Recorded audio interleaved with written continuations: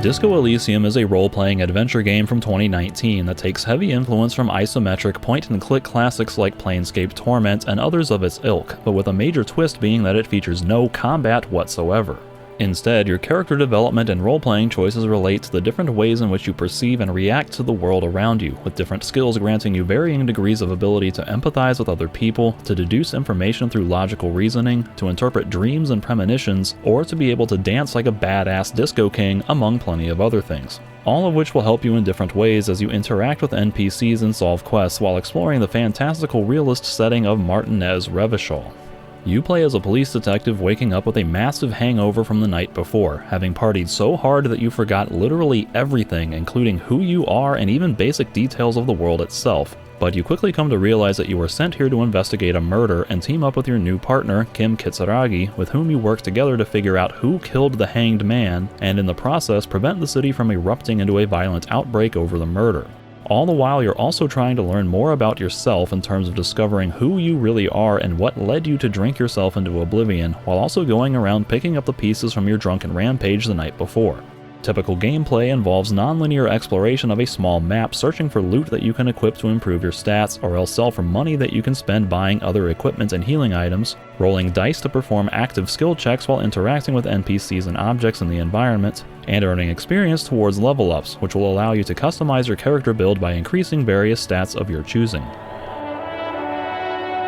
The thing that makes Disco Elysium so special, at least for me, is how it handles role-playing by really emphasizing character-based decisions in terms of how you shape your character's personality, how you speak to other characters, how you internalize details about things happening around you, what options even exist for how you solve quests, or even what quests you're capable of triggering at all, and also just how your character thinks. These are aspects that I find critical for proper role-playing that I feel have been underrepresented in mainstream RPGs going on for a while now, where all too often they make their skill systems predominantly about what methodology you use to kill things with no other way to affect your character's background or personality through dialogue, or else with the scope of dialogue options being narrowly focused on a binary scale of some variation of good or evil, with maybe a neutral option if you're lucky. That makes the role-playing in those kinds of games feel a bit arbitrary and superficial to me, whereas Disco really leans into deeper aspects of how you play out your character, with several statistical systems and measurements that let you craft your own sort of character that will see and interact with the world differently than another.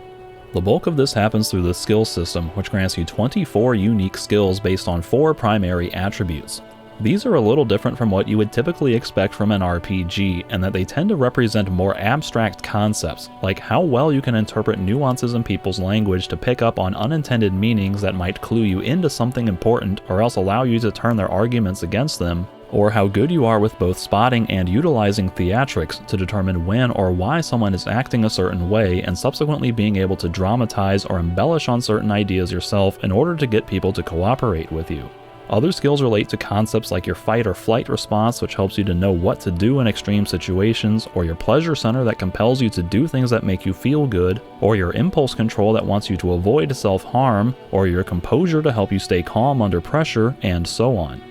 All of these skills represent different aspects of your character's inner being, acting out as essentially voices in your head that chime in whenever you're interacting with something, be that another character, an inanimate object, or even just your own thoughts. The game constantly runs passive checks against your skill levels, and if you meet or exceed the minimum requirement for any given skill check, then you'll get extra information about what your character is seeing or thinking, often with new and unique dialogue prompts to reflect that understanding granted from each skill. If your character doesn't meet the minimum requirements, then you typically won't see anything at all, and you'll never know that there was a hidden option somewhere. Although the game does sometimes show passive failures for important situations, and will shift dialogue responses from NPCs if your skills are below a certain threshold. You also get active skill checks where you roll 2 6-sided dice to add to your base skill level, with different modifiers to make the test harder or easier depending on other unique aspects of your particular character build or what other actions you've taken previously.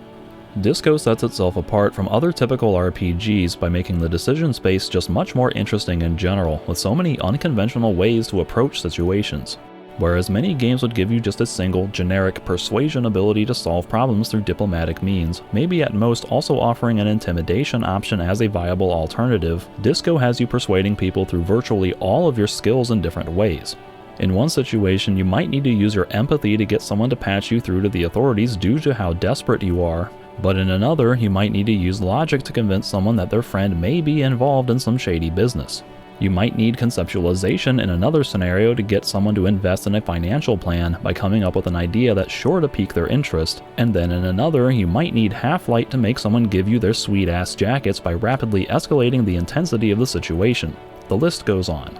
All of these skills have some other greater purpose besides persuading other people, but it goes to show how much nuance there can be in such a system where different skills might be able to help you in different ways, and where you can't rely on just a single catch-all mechanism to support one singular objective.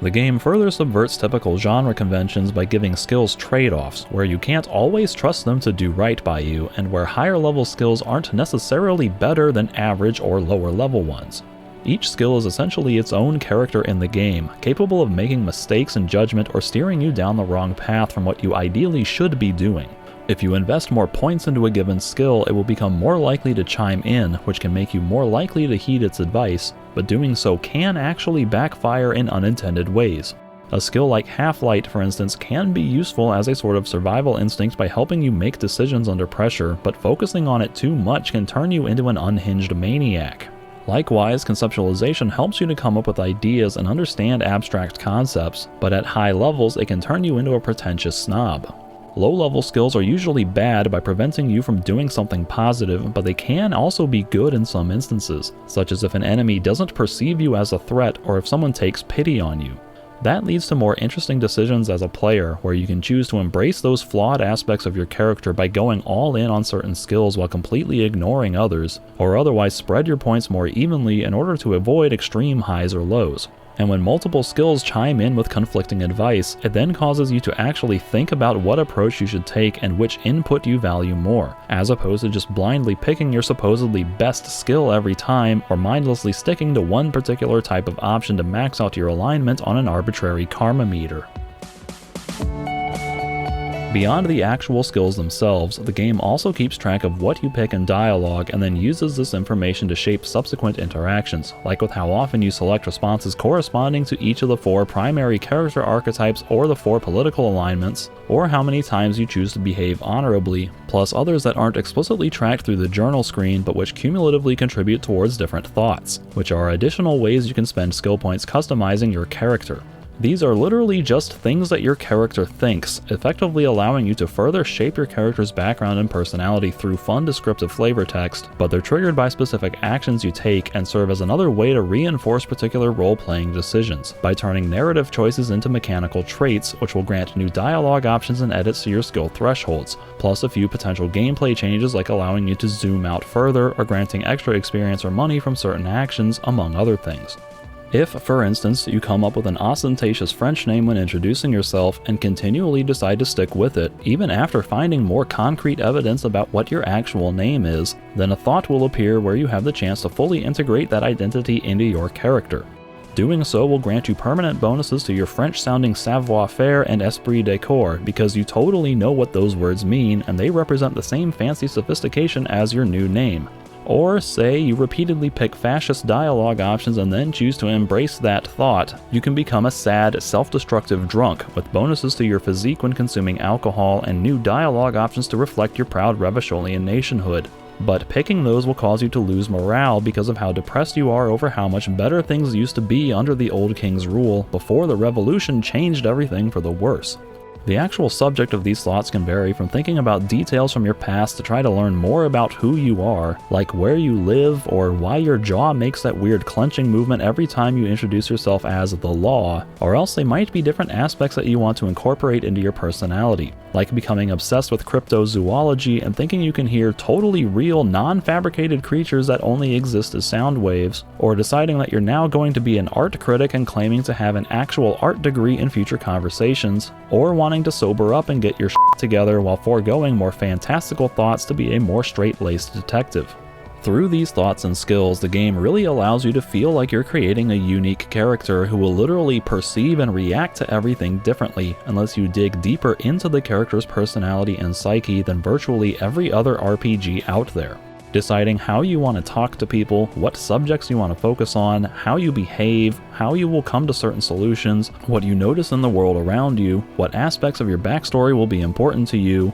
why your character is the way that he is, and so on, is all much more interesting to me from a role-playing perspective than simple things like deciding whether I'm going to kill things with a warhammer or longsword, or whether I'm going to open a door by picking a lock or breaking it down, which is unfortunately about as much depth as some RPGs offer in terms of crafting your own character, where you often end up playing the exact same type of person from game to game in terms of how you actually depict your social or mental identity, on account of there not being any real way to effect that kind of role-playing on the actual in-game characterization. In contrast, the dialogue options and descriptions that present themselves in Disco can be very different from playthrough to playthrough based on how you've chosen to play the character, since characters with low skills or missing thoughts will never notice, comment on, or be able to do certain things that a character with certain thoughts and high-level skills would. The inverse holds true as well, where sometimes low skills will trigger unique outcomes that a player with high skills would never see. Thus, two characters interacting with the same exact thing for the same exact purpose can ultimately come away with vastly different experiences just based on how those characters are at their core. And it's not just a matter of picking a different option from the list the next time you play to see something different. It's the cumulative effect of your past decisions all contributing towards entirely new options that wouldn't have even existed in the other playthrough with a different character built around different thoughts and skills. It feels much more custom-tailored to your own particular build, like you're not just carving your own unique path through the game's preset branching options, but more like the game is creating entirely new branches on the fly to match your character through a much more reactive and adaptive process. The catch, of course, is that you won't realize just how much depth and variety exists in all the different ways you can encounter things until you replay the game with a completely different build, since many of the game's alternative options will be deliberately hidden from you if you haven't already met some prerequisite condition, so you won't even know that they were a possibility. At first glance, it might therefore seem like your choices don't matter all that much, and I guess technically in the grand scheme of things, they really don't, since the game is designed to allow you to progress forward no matter what you do. The game uses a sort of fail-forward system where failed skill checks will often lead to the same or sometimes even better result as if you had succeeded, whether that be by your partner Kim stepping in to handle things for you, or by giving you a more practical reward for your efforts, or else just by telling a more interesting and amusing story based on your character's bumbling ineffectiveness. Additionally, many failed checks can be straight up retried if you fail the dice roll, so long as you invest skill points into the associated skill or think certain thoughts to reopen the check again, so it's pretty rare that you'll ever be completely locked out of seeing optional content through those active skill checks. The main quest itself likewise has a lot of hard convergence points where the story will inevitably hit the same major beats every time you play, with a lot of leeway in making sure that you can reach those critical moments no matter what choices you make. So for example, it doesn't really matter if you choose to read a mysterious note found in a secret compartment of your old police ledger, or if you choose to listen to your instincts and throw it away without reading it, since you'll likely wind up at the same end resolution for that subplot regardless. But it offers a unique perspective on the overall story in terms of what it all means for you and your character, while still playing an important role in shaping your character's background through your literal thoughts and actions, which will affect your stats in some way. So in effect, a lot of Disco's choices and consequences are just narrative flavor in how the story will be told, but it's still ultimately based around mechanical systems associated with your stats and skills. In other words, it's not just about what you, the player, would want to do, but it's what the character knows, thinks, or wants to do, since your thoughts and skill levels determine what options will even exist in the first place, in addition to how well the character will perform. That's an important part of role-playing as far as I'm concerned, since the ultimate point of RPGs is supposed to be that you're playing a different character than yourself who acts somewhat independently from the player. It's not about your dexterity as a player to manipulate the controls just right to execute actions in a timely manner, or your intelligence to pick the smartest, most accurate solution to a given puzzle. It's how well the character would perform in those situations. After all, that's arguably the entire purpose of RPGs using random chance through dice rolls to determine your successes. It's meant to create a distinction between the player and the character, with mechanical rules and systems to determine how the character would actually fare while executing your decisions. In that way, Disco plays like a more traditional RPG than the usual action hybrids that have come to dominate the market over the last 20-some years. So it's worth noting that Disco is pretty light on raw gameplay in terms of what you actually do in the game as a player. Pretty much all you ever do is move the character across the map, click on things to observe or interact with them, and make choices in the dialogue window, with a lot of time spent reading text since most scenes and imagery are merely described to you through written text, or if you're playing the Final Cut update with optional voiceover narration reading that same text aloud. Photos and drawings have been pinned to the board. These lithe, pointy-eared creatures appear to be different types of welkins. You make out autumnal candle welkins, casting wax-based magic. The script is supposedly over 1 million words long, and there are multiple conversations with single NPCs that can last over an hour just by themselves. But while the game can be perhaps overly wordy at times, it's delivered in a fairly snappy way that's easy to digest, thanks to the narrow formatting that limits the amount of back and forth strain your eyes have to make when scanning for the next line, and by always presenting strings of text in smaller, more manageable chunks.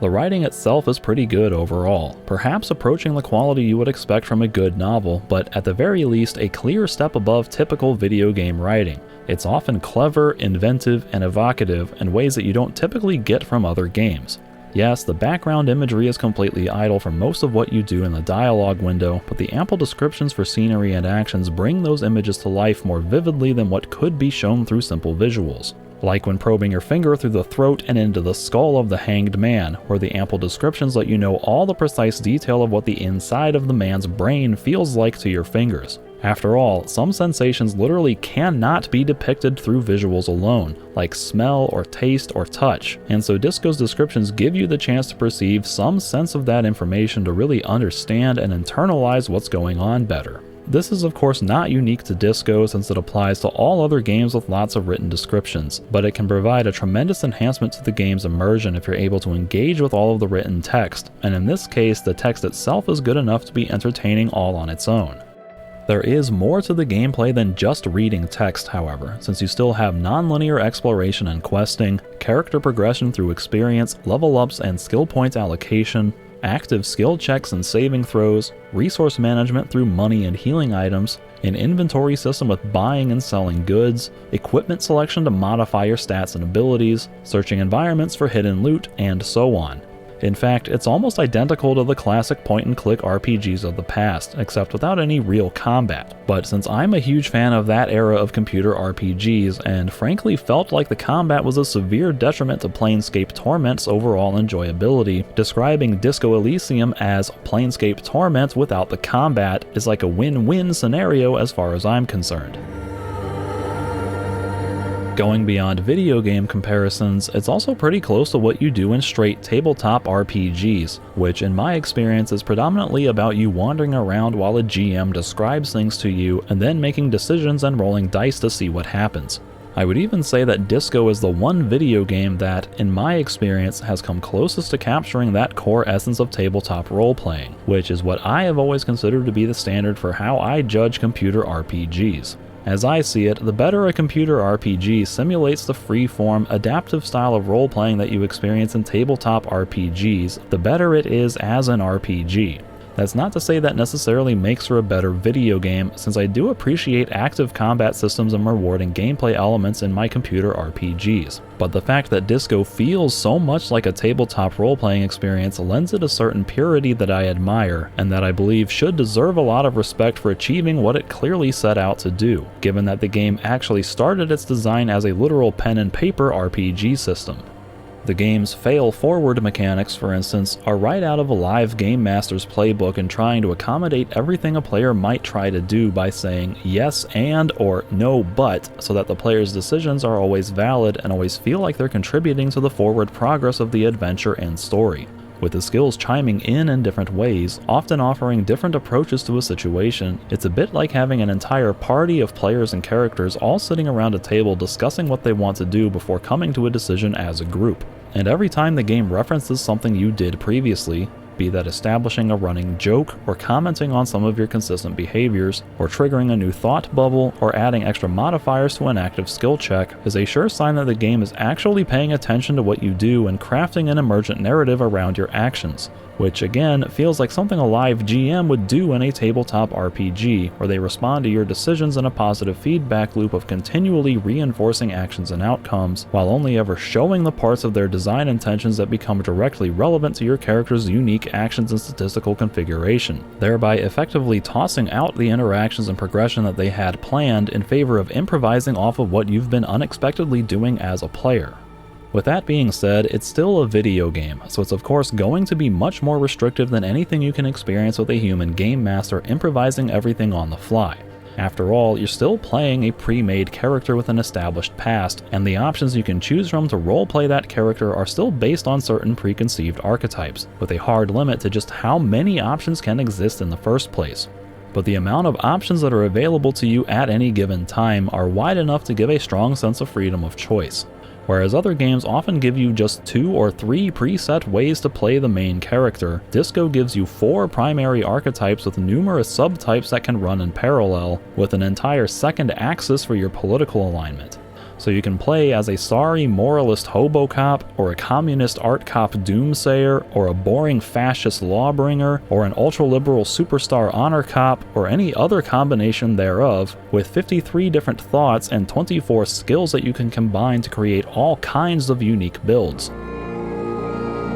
There's also a lot of non-linear freedom to decide what order you'll explore the map and complete quests. The main investigation has numerous leads to follow from the very beginning, and you're free to decide for yourself what leads you want to prioritize and which ones you might even want to skip altogether, but the game will make it work no matter what you do. Sometimes this means confirming information you've already learned elsewhere so you can be confident in what you know, or it might mean skipping right to the solution on one quest and avoiding a bunch of extra legwork if you find a viable shortcut, or it might mean being surprised when you learn new information that you could have already learned by that point, which then recontextualizes your understanding of the case in new ways. This, combined with the deeply layered considerations for what all you've actually done in the world before each decision point, in terms of determining what options are available to you, what outcomes and consequences will play out, and how your success rates may be modified, all do a good job of masking what bits of linearity do exist in the main story, to make it feel like your input is actually having an effect on how the story gets from point A at the very start to point B at the very end.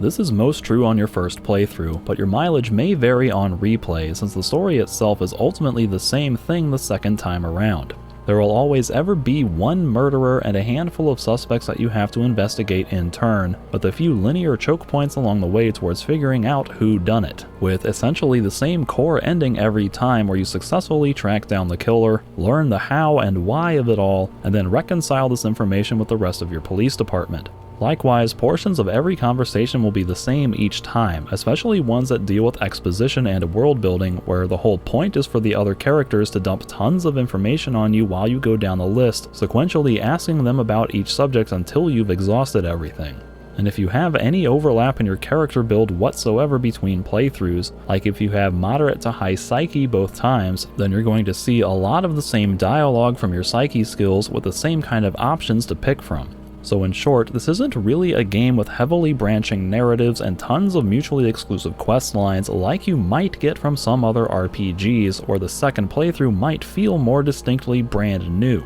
In Disco, the differences come in all the smaller details that I've already mentioned earlier, with how your skills will offer different insights to shape your character's perception of the story a little differently, or how your thoughts will change the flavor text for your character's background to let you get into a different headspace when role-playing that character with different dialogue options. That's in addition to also doing things in a different order while using alternative methods to achieve certain objectives to see how the story will adapt itself to accommodate those differences. Depending on what skill checks you passed or failed on your first time through, you might also notice some minor deviations in the plot or find some bits of optional side content through white checks that you were never able to complete the first time around. There might even be entire quest lines that you missed. And by playing with a completely different character build, you might discover wholly unique character interactions that didn't exist before.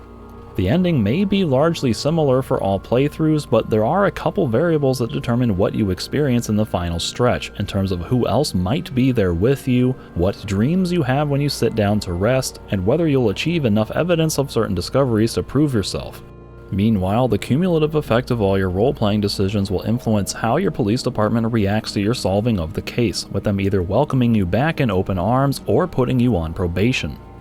So there is definitely replay value to be had here, but the macro experience is going to be pretty similar every time you play, since you're still going to be doing a lot of the same things each playthrough.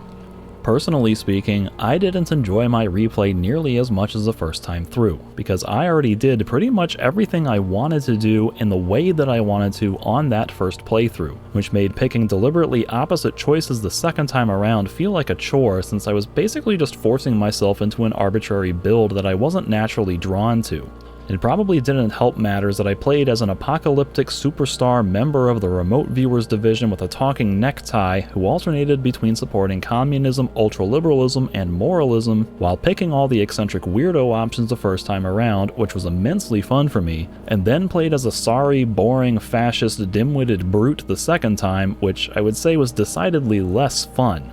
Also, with this being such a heavily story-driven game, the journey of discovery plays a strong role the first time through when you're learning all about the world and the characters and actually solving the mystery with each piece of the puzzle that you acquire. When you already know all of that stuff on replay, you lose some of that magic, where going through all of that feels more routine and less intriguing. In my case, I wound up just skipping past a lot of dialogue the second time around because I already knew all the world building and didn't need to hear the exposition all over again.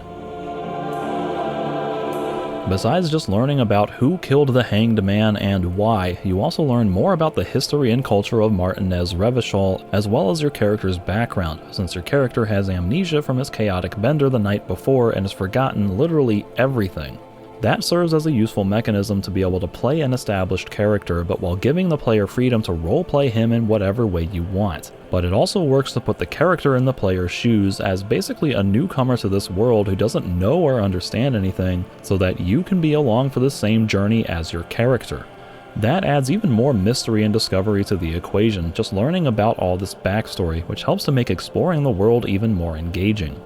The world itself is slightly unusual in that it generally reflects our modern society, but with a lot of idiosyncratic, almost anachronistic differences, which can make it feel a little uncanny to explore your first time through. It's almost like an alternate history where technology and culture developed a little differently from our own. For instance, this world has a version of computers and the internet, but it happens over call-in radio networks. Cars exist, but they look more like old motorized carriages with a quasi-sci-fi industrial twist on the cab, plus an entire subculture of speed freaks and torque dorks who customize and race these motor cars, although it is debated whether people watch the sport for the purity of the cars and the racing, or if people are just secretly hoping to witness exciting car wrecks.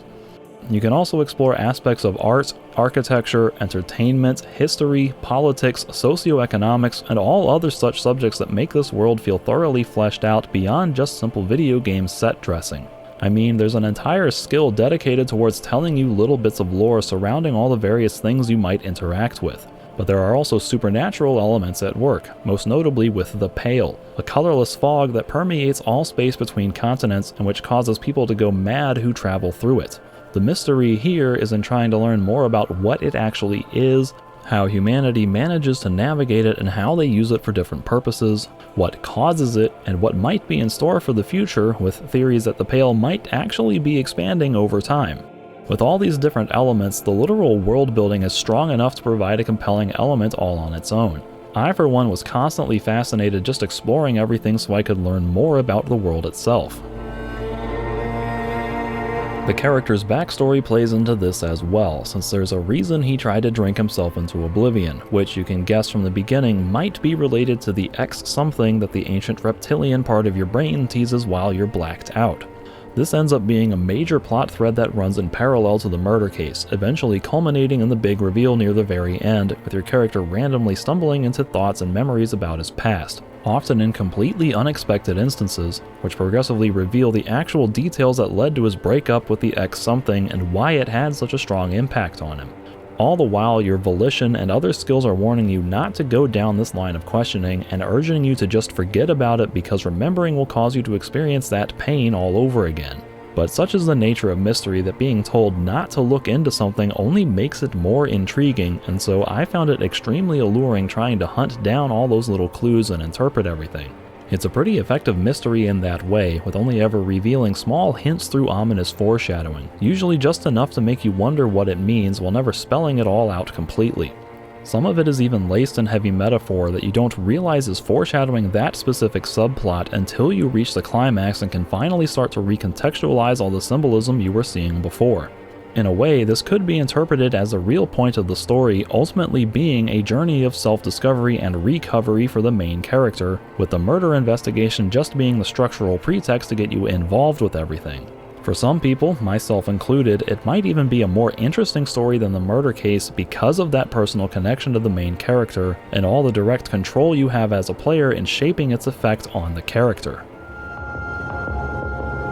As far as the actual main quest is concerned with regards to solving the murder, it's probably not among the best video game stories ever told in terms of anything to do with the ultimate plot, since it is effectively a straightforward murder mystery, but it touches on some interesting themes and brings them to life through excellent world building and characterization, which I'll touch on in a moment. The plot itself, however, centers around a labor dispute between the Wild Pines Shipping Group and the Dock Workers Union, who've been on strike for the last 2 months before the company sent in a new negotiator with an armed security detail, thereby escalating tensions between the two and leading to one of the mercenaries being apparently lynched, supposedly by a group of workers, according to rumor. Your job as a police detective on the case is to figure out what actually happened and who did it, which involves a series of objectives like investigating the crime scene for signs of evidence, getting the body down from the tree so that you can perform a field autopsy, searching for witnesses who might have seen anything suspicious that night, interviewing people about evidence you've collected, and eventually questioning suspects to try to suss out everyone's motives.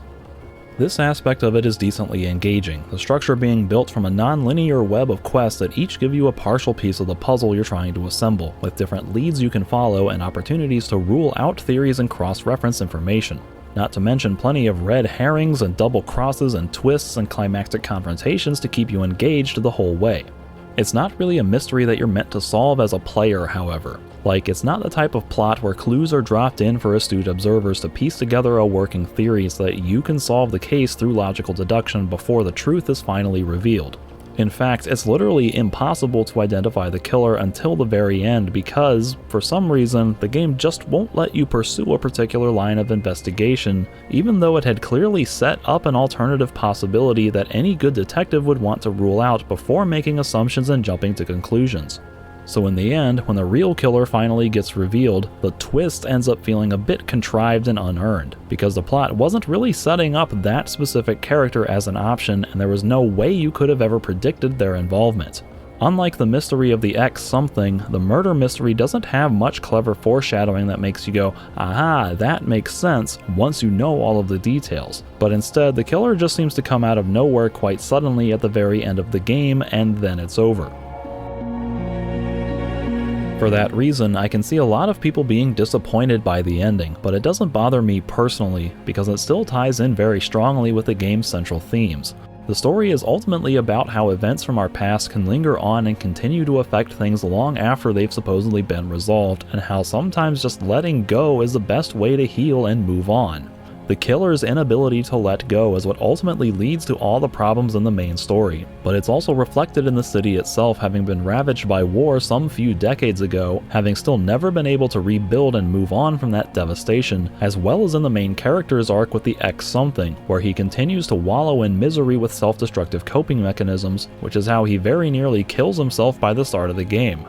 Ultimately, the people in the story who fare the best are the ones who learn to let go of the past and look to the future, while finding ways in the present to bring themselves small moments of happiness that make their hardships easier to bear. So while the killer's big reveal does bother me somewhat from a structural perspective, it still serves the story pretty well overall by acting as a sort of foil to the main character's story, where you're eventually able to overcome your troubles if you choose to, while the killer has doomed themselves to living in the shadow of failure and in constant misery. I'll even say there's a certain poetic irony in its anticlimactic nature, with how simple and mundane their motivation turned out to be, really illustrating that a lot of tragic things that happen in our lives aren't due to some greater purpose or divine machination, but are often just random pointless incidents, like sustaining a life-altering injury in the blink of an eye during a car crash where you were completely not at fault. Sometimes bad things just happen to us, and ultimately it's not these incidents themselves that define us, but it's how we respond to them and get back on our feet, while finding ways to enjoy the life that we're granted in this fleeting existence. Those are just some of the themes and messages that resonated strongly with me, but you could dig a lot deeper into other subjects as well, like about how failure is an expected part of life, and that even if something is impossible, we should still strive towards achieving certain ideals, to get as close to the impossible as possible. Or you could view the entire game as a satirical commentary on society and how all aspects of governance suffer from some sort of fundamental flaw that isn't necessarily solved by just replacing one form of government with another ideology. It's worth noting that politics are very much integral to the game's setting and its core identity, but it's not something you necessarily have to engage with a lot directly, since you're often given choices in dialogue to ignore those subjects or pick non-committal answers. Still, it's going to be much more political than any typical game, not to the point of outright propaganda or pushing one specific agenda on the player, even though the designers are self-proclaimed leftists, since it depicts the entire spectrum and seems to poke fun at all ideologies. But if politics is something you absolutely want to avoid in your escapist entertainment, then it could be an issue here. As with any good piece of artwork, what you get out of Disco Elysium will be highly personal, with all of its themes being open to interpretation. What makes it also compelling in this case is all the depth involved with the game's elaborate world building and characterization. The game does a great job of bringing the setting to life and making you feel immersed in it, with lots of genuine character interactions that make these NPCs feel like real people. The city is almost a character unto itself, one that you can actually interact with through one of your skills, literally talking to it at times, and so it's very easy to develop a sentimental, emotional attachment to the setting and all of its various inhabitants who are just trying to go about their business while the world around them turns to shit. As such, the game's story isn't solely about political drama and murder mysteries and journeys of self-discovery, but it's also about connecting with everyday people, hearing their plights, helping them solve their problems, or else just consoling them when times are tough and you're powerless to change their situation. This is no better exemplified than in the side quest where you help the working class woman find her missing husband, who, at the time you pick up this quest, isn't even known to be missing, which eventually leads to one of the more tragically poignant and serious sequences of the entire game, when you discover her husband's corpse, him having seemingly died in a freak accident all by himself, and then you having to break the news to her in her apartment. It's an extremely humanizing quest where you get to be just a normal person solving a normal case and empathizing with other people on a deeply emotional level. I mean, just that one line from Empathy subtly telling you not to tell her how long her husband had been dead for, because knowing he had been dead for a while and that she hadn't even started to worry about him yet would absolutely break her if she were to wonder for the rest of her life if she could have done something more or something differently that would have prevented his senseless death. That's not explicitly stated anywhere in the dialogue, but that one line, "it will be etched in her mind forever," is all the writing needs to convey the deeper nuance of what that information might do to her.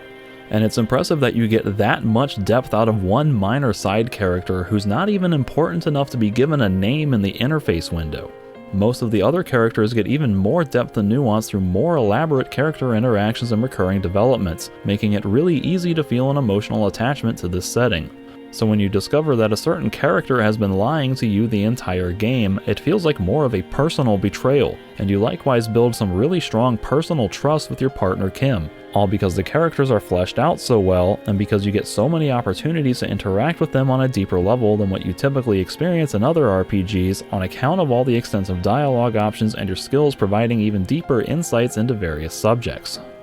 The game is also surprisingly good at juggling wildly different emotional tones. It actually treats the quest with a working class woman as something of a joke at first, with you pestering a random woman for no reason and even getting sidetracked researching cockatoos as a way to learn more about yourself. It's almost being self-aware that this shouldn't be a normal quest opportunity, but through your ridiculous antics it turns into a genuine moment of concern for this woman, and then once you find her husband's corpse, the game stops joking altogether to really sell the notion that this is a serious situation.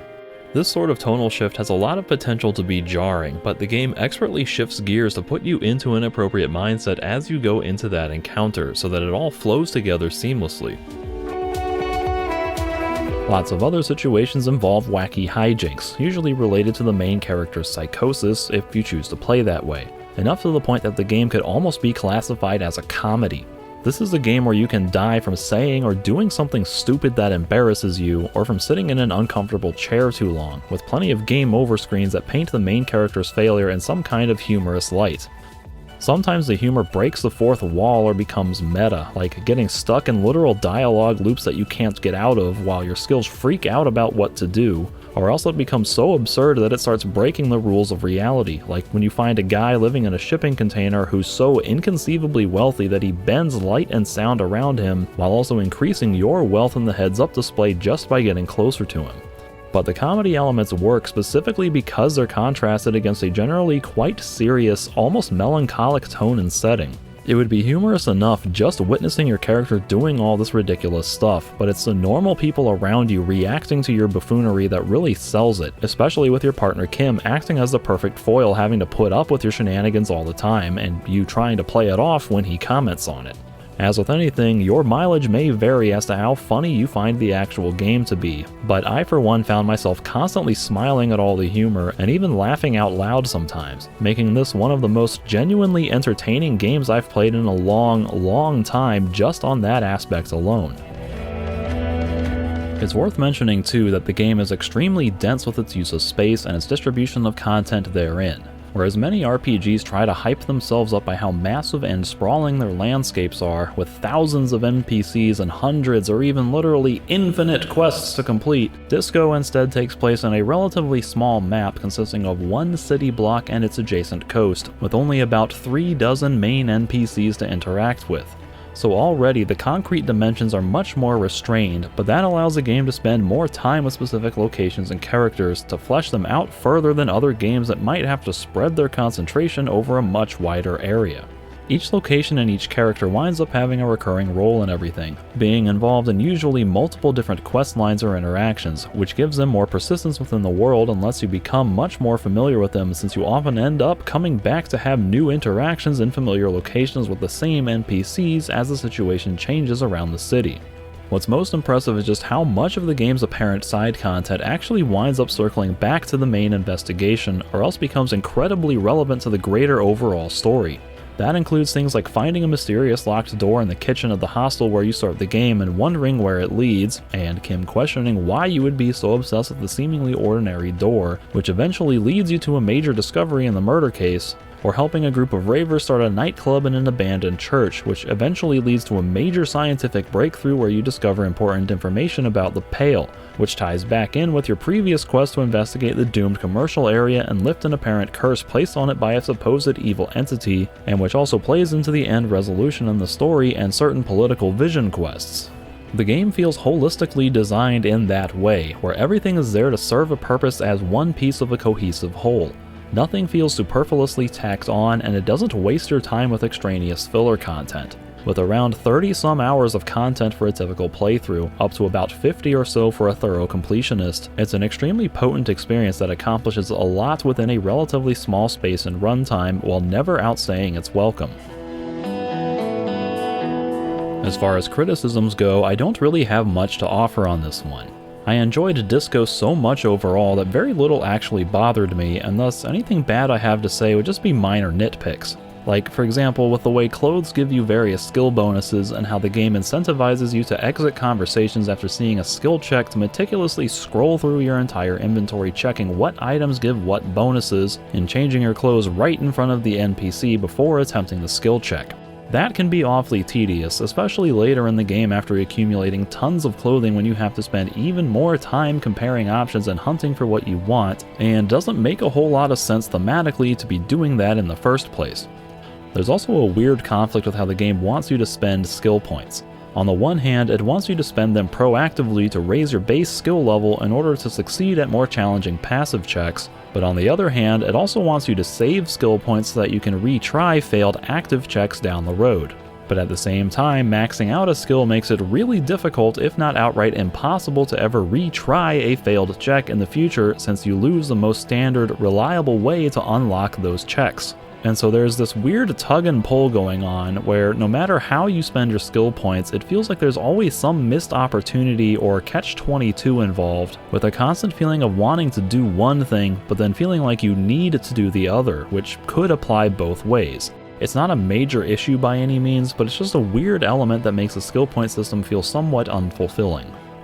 Having the ability to reload a save to retry failed skill checks compounds on this matter, since that allows you to completely negate the consequences of failed checks without having to spend the extra skill points, thereby giving you the best of both worlds. Proactive use of your skill points as you acquire them to improve your chances at triggering passives, while still being able to instantly retry anything should you ever fail. For a min-maxing metagamer, that's objectively the best way to play if you want to maximize the amount of content you can experience in one playthrough while getting the most out of your skill points. And so it's kind of a bummer that the game not only allows for that type of save scumming, but also implicitly encourages it, since that goes directly against its core philosophy of embracing failure. You can always exercise self-restraint to just live with your failures and play with the systems as intended, but the fact that this workaround is even possible does seem counterproductive and can be a little too tempting in some situations to ignore. Because frankly, not every failed skill check leads to entertaining end results. Sometimes they just shut you down and say, no, that didn't work, with no real resolution or story implications. That can be unsatisfying to have optional content just closed off like that due to random chance, especially when you had a high chance to succeed and it was something that you had spent the entire game fully embracing into your character, where failure doesn't feel like an appropriate option. Like this was your one chance to shine, to bring an exciting conclusion to this major plot thread that's been building for the whole game, your chance to experience an amazing ending that sheds new light on the world and the central themes in the story, the ultimate payoff for how you've been role-playing your character, and then, oh no, you failed, and now the scene is just over. At which point you either reload your save to see the successful outcome, or you replay the entire game all over again and hope you do better next time. In those kinds of situations, it can be straight up anticlimactic and outright frustrating to fail those kinds of checks, and so I wish there were some other way to manipulate dice rolls after the fact, like by giving the player a limited resource that you could spend to re-roll one or more dice. That would give the gameplay one more active element with strategic decision making, and would also help to mitigate some of those unsatisfying results without requiring an immersion-breaking reload to bypass it. Now mind you, critical failures are a typical part of RPGs, of course, so I wouldn't want to get rid of them completely in Disco, but they tend to work better when you have a live GM who can read the room and improvise an entertaining outcome, or when you have a group of friends around you to laugh at the irony of an epic failure, or else when you have the chance to play it off with your own dialogue. You don't get any of that in a video game, and so those failures are harder to stomach when the game hasn't already programmed an interesting outcome for you. In general, I think it would also help to have multiple tiers of successes for each skill check, or at least certain ones, so that you might get at least partial credit for a decent roll that just isn't quite high enough to achieve the maximum effect, as opposed to there being strictly binary pass and fail thresholds like Disco uses. But that might be too much to ask for a video game where there are more limits on how much work the designers can put into everything before the game launches. Otherwise, most of the reasons I can think that someone might not enjoy this game come down to subjective preference, where you just kind of have to know what you're getting into before trying it and whether anything will be a deal breaker for you. Like, yes, there's going to be a ton of reading involved, not a lot of visual stimulation through animations or cutscenes, and there's pretty much no action in the gameplay whatsoever. But those shouldn't be regarded as negative marks against the game's quality when that was the whole point of its design to begin with.